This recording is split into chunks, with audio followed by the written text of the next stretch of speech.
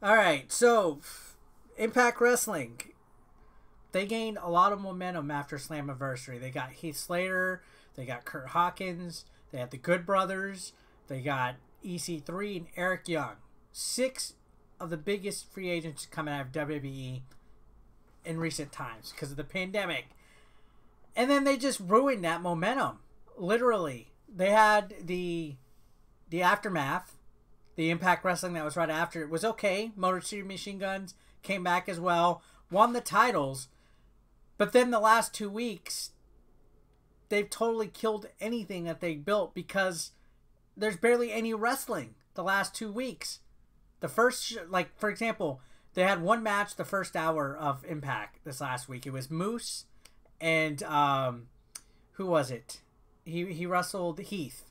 And that was it. Then after that, it was a sit-down segment with Motor City Machine Guns. Then it was a recap.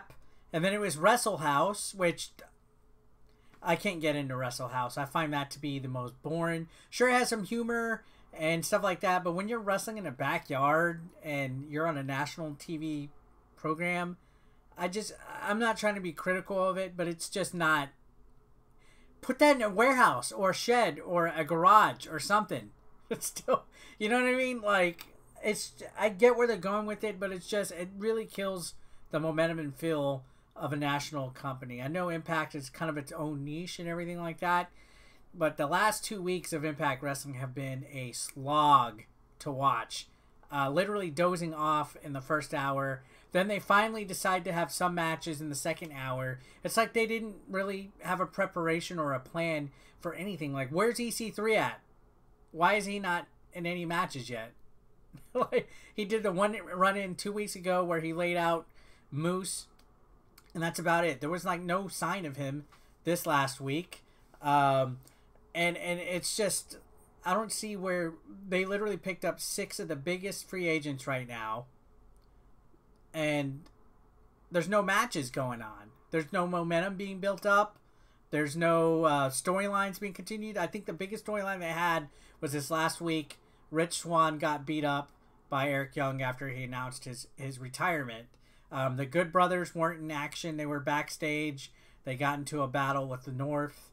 They had like a tag team match with Fallah Bahh and TJ Perkins versus one of the Desi Hit Squads and Chris Bay. And then that was like it. They have a talented roster. They have pretty good bookers right now. And their production value is good, but it's just a pain. It's like a depressing chore to get through Impact Wrestling right now. There's no crowd. NXT, WWE, and AEW have at least 10 people making noise. They could do that. Get some production crew, hire some Craigslist people to come in and just make some noise. And have some wrestling on your show. I don't understand why 2 weeks in a row they've had no wrestling. It was like 80%, 85% segments instead of some actual wrestling. I don't. Make Wrestle House a YouTube exclusive. Let's cut that out. Make it a YouTube exclusive. Put on your YouTube or your Twitch. Schedule it. Whatever. Do not kill the momentum of the show, guys. I love Impact. I've always been pro Impact. I've always appreciated it. But the last 2 weeks, man, if they want to step it up with whatever momentum they got from Slammiversary, they need to take it up a notch. They need to do something about this. Hopefully the next tapings, I don't know how far in advance they taped, but they got a big emergence event coming up that has like Jordan Grace versus whoever the current champion is, Deonna Purrazzo. They have that booked. I think they have a title match booked as well, or they don't. They're doing like a weekly thing, but even the heavyweight title is like a mid-show belt now. They had him at the top of the 8 o'clock hour. It seems like they just phoned it in for the last TV tapings when I think they should definitely try to capitalize and gain. Like, think of, they almost busted their nut all at once at Slammiversary. I think they shouldn't have had all 6 of those people debut. They should have had a drip feed. They should have had EC3 at the end of Slammiversary, Eric Young the next week, Good Brothers this week, these guys is next week, and just space it out. Even if it was every 2 weeks or whatever, and allow it to have like a surprising, spontaneous feel. Because now it's like you have all these guys on the roster, you're not even using them.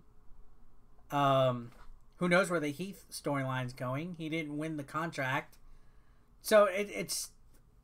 I feel that they had a good place where they could have started over the clean slate, and then they dropped it. They dropped the ball.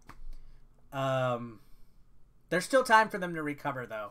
I'm not losing faith in it. They're the company that won't die. I think at this point, they've lasted longer than WCW has, just about. So, who knows where they're going to go or whatever, but I was just wanting to give my random thoughts. I know I'm talking wrestling a lot on this channel. So, I don't know. I just don't know what Impact Wrestling is doing with the situation right now. I feel they dropped it. What do you guys think? Comment down below. I'll see you on the next one.